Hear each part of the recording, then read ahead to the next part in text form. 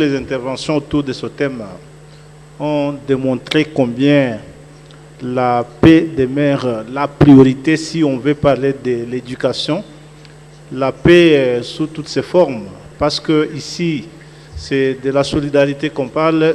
Nous insistons sur le fait qu'il faut que nos États respectifs demeurent solidaires, solidaires dans la condamnation de la guerre, solidaires dans d'autres instances qu'ici où nous sommes, y compris au Conseil de sécurité des Nations Unies, et là où se décide de questions liées à la paix.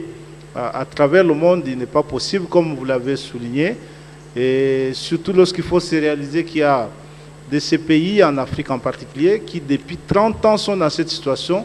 Il est donc nécessaire que ce thème ne soit pas dissociable, parce que souvent on évoque l'intrusion à la politique lorsque l'on évoque de questions de barbarie qui donnent souvent ou qui engendrent des guerres dans beaucoup de régions. Il faut en parler de la même façon que nous en parlons pour l'Ukraine, de la même façon que le monde s'est mobilisé pour certaines parties de notre globe. Il faut qu'évidemment que cette question de paix constitue la priorité des priorités. C'est pour cette raison-là que nous tenons cette occasion pour solliciter à cette Assemblée un plaidoyer auprès de nos gouvernements respectifs pour la candidature de la RDC au Conseil des droits de l'homme et au Conseil de sécurité des Nations Unies.